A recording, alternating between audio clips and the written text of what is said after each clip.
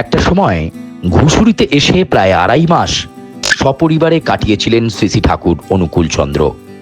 আর সেই সময়টাকে মনে রেখেই এবার 82তম স্মৃতি আগমনী মহা মহোৎসব পালিত হল উলবেড়িয়ার করাতবেড়িয়াতে।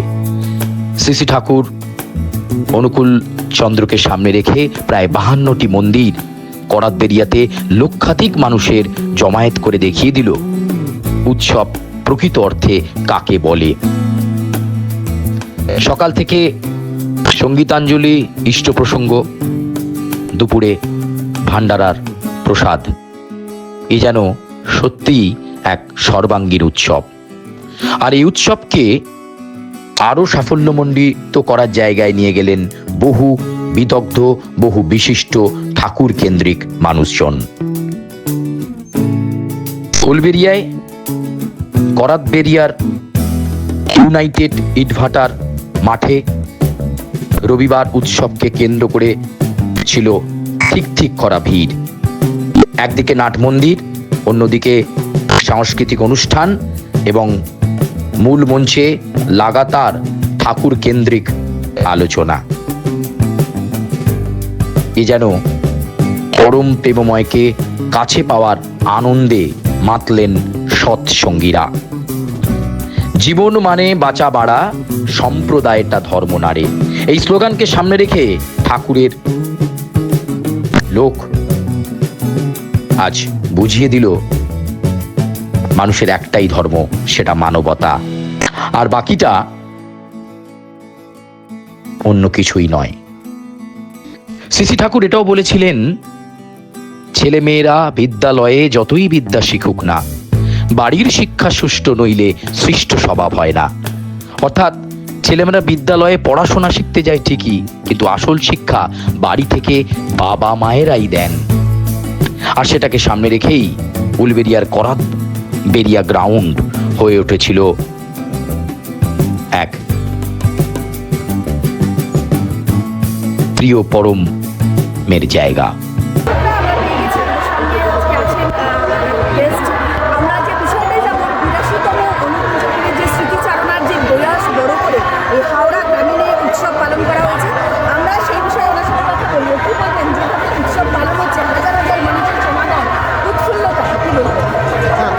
আমাদের একটা বিশেষ দিন বটেই।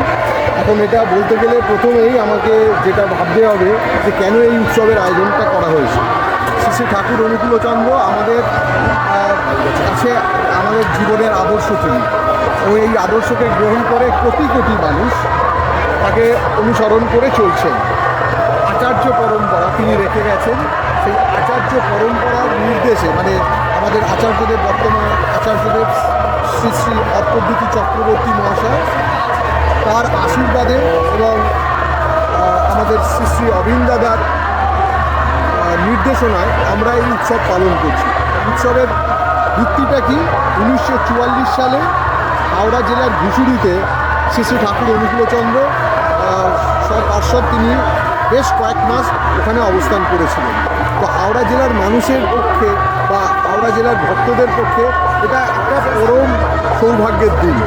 26শে জুলাই আমরা প্রতি বছরই পালন করি, কিন্তু যেহেতু 26শে জুলাই একটু বর্ষার ব্যাপার থাকে, সেই জন্য আচার্যদেবের নির্দেশক্রমে আমরা এই ডিসেম্বর মাস বা নভেম্বর মাসের দিকে আমরা করার চেষ্টা করি, এবং সেটা হাওড়া জেলার সমস্ত প্রান্ত জুড়েই হয়। কখনো করাতবেড়িয়ায় হচ্ছে আজকে, কখনো বাগনানে হয়েছে, কখনো শালকিয়ায় হয়েছে। বিভিন্ন জায়গায় এটা মানুষের মধ্যে একটা চেতনা জাগানো যে পরম প্রেমময় শ্রী শ্রী ঠাকুর অনুকূলচন্দ্র এসেছিলেন, এবং তাকে অনুসরণ করে আমরা জীবনের পথে চলার প্রেরণা পাই। এবং সেই প্রেরণাটাই দেখছেন আজকে মানুষ আনন্দের সঙ্গে অংশগ্রহণ করছে, কারণ মানুষের জীবনে অনেক দুঃখ কষ্ট থাকে, কিন্তু শ্রী শ্রী ঠাকুর অনুকূলচন্দ্র আমাদের সবাইকে জীবনের পথটা দেখিয়েছেন। আর সেই জীবনের পথটা দেখিয়েছেন বলেই তাদের কাছে এই আদর্শটা তাদের কাছে খুবই গ্রহণযোগ্য হয়ে গেছে। শ্রী শ্রী ঠাকুর বলে গেছেন 100 বছরেরও আগে, কিন্তু এখনও দেখা যাচ্ছে তার নির্দেশিত পথই একমাত্র মুক্তির উপায় বলে আমাদের মনে হয়েছে। তো আজকে এই অনুষ্ঠানে প্রচুর ভক্ত সমাগম হয়েছে এবং খুব সুশৃঙ্খলভাবে হচ্ছে। এটাও কিন্তু একটা বিশেষ দেখার বিষয় যে প্রত্যেকে কিন্তু কাউকে বলতে হচ্ছে না, নির্দেশনা নেই, কোনো ঘোষণা নেই, প্রত্যেকে কিন্তু নিজের মতো করে তার যে দায়িত্বটা রয়েছে সবাই সুন্দরভাবে সেটা পালন করছেন। এবং এটা দেখে আমার মনে হয় যে আমাদের সৎসঙ্গীরা খুবই নিয়ন্ত্রিত জীবন যাপন করেন এবং সেখানে ওই আচার্যদেবের নির্দেশ, অবিন দাদার আশীর্বাদ রয়েছে। আপনারা সবাই এসেছেন, আপনাদের সবারই মানে মঙ্গল কামনা করি শ্রী শ্রী ঠাকুরের রাত্রি উৎসব।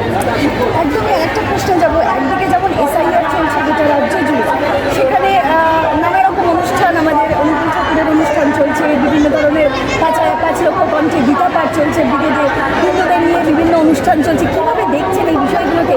কোথাও কি হিন্দুরা একত্রিত হচ্ছে? না, শুধু হিন্দুরা নয়, আমাদের এখানে শুধু না, এখানে আমরা মানুষকে নিয়েই ঠাকুর ভেবেছেন। সেখানে হিন্দু মুসলমান সবাই কিন্তু তার কাছে সমান এবং সেটা তিনি বলেছেনই, সব ধর্ম সমন্বয়ের কথাই তিনি বলেছেন। এখানে আমাদের যেমন হিন্দু ভাইয়েরা রয়েছেন এবং প্রচুর পরিমাণে আমাদের মুসলমান ভাইয়েরাও রয়েছেন এবং বিদেশেও আমাদের অনেক সৎসঙ্গী রয়েছেন। সুতরাং আমাদের এটা ঠিক হিন্দুদের জন্য শুধু নয়, এটা আমরা সমস্ত মানুষের জন্য, এটাই আমরা মনে করি। এবং সৎসঙ্গ শুধু চায় মানুষ, আমরা মানুষকে নিয়েই ভাবতে চাই। এই উৎসব ঘিরে কি বার্তা দেবেন বাংলার মানুষকে, আপামর জনগণকে? আপনি একটু যদি আমাদের দর্শকদের একটা বার্তা দেন। অনুকূলচন্দ্রের আদর্শ আমরা বহন করে চলেছি এবং আমরা দেখছি যে যারা এই নীতিগুলো মেনে চলেন সেখানে দেখা যাবে যে আমাদের গৃহস্থ জীবন থেকে শুরু করে আমাদের মানে কী বলবো কর্মজীবন সমস্তটাই ঠাকুর বলে দিয়ে গেছেন যে কিভাবে চলতে হবে। ঠাকুর মানুষ গড়ার কথা বলেছেন, যে সৎ মানুষ নিয়ে আসার কথা। সৎ মানুষটা আনতে গেলেই কিন্তু ওই বিবাহ সংস্কারের কথাটা থাকবেই। এখন আপনারা দেখুন সমাজের প্রত্যেকটা দিকেই দুর্নীতিহীন মানুষ খুঁজে পাওয়া মুশকিল।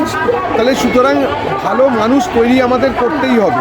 সেই জন্য ভালো মানুষ কীভাবে তৈরি হবে সেখানে তিনি বিবাহ সংস্কারের কথা বলেছেন। সেটা অনেক মানে গভীর বিষয়ের ব্যাপার, সেটাই এত অল্প সময় হয়তো আলোচনা করা যাবে না। এবং আমরা দেখেছি যে এই নীতিগুলোই আমাদের আরও এগিয়ে দিয়ে যাওয়ার দিকেই, মানে আরও সুশৃঙ্খল সমাজ তৈরি করার দিকে এগিয়ে দেয়। কারণ আমরা চলেছি, কারণ আমাদের একটা কথা ঠাকুরের আছে, এক আদেশে চলে যারা তাদের নিয়েই সমাজ গড়া। মানে আমাদের আদর্শ এক, আমাদের ঈশ্বর এক, আমাদের ইষ্ট দেবতা এক, তার আদেশ আমরা মেনে চলছি। দেখুন আপনাদের চোখের সামনে কত সুশৃঙ্খলভাবে এত মানুষ এসেছেন, প্রায় 50,000-এর কাছাকাছি মানুষ হয়তো, কিন্তু দেখুন কত সুশৃঙ্খলভাবে তারা করছেন। এখানে একটা ঘোষণা নেই, একটা যে চুরি হয়েছে সেই রক্তে সেরকমভাবে কোনো ঘোষণা নেই। তার মানে কি, এখানে যারা আসছেন তারা জীবনে আনন্দ পাচ্ছেন, কাউকে কোনো নির্দেশনা দেওয়ার দরকার নেই। তারা জানেন যে তাদের কতটা কাজ করতে হবে, কী কাজ করতে হবে। এইটাই আমি বলতে চাই যে এই সুশৃঙ্খলা আমাদের সবার জীবনে ফিরে আসুক, শ্রী শ্রী ঠাকুরকে আদর্শ গ্রহণ করে মাথায় করে দিই। অসংখ্য ধন্যবাদ, নমস্কার।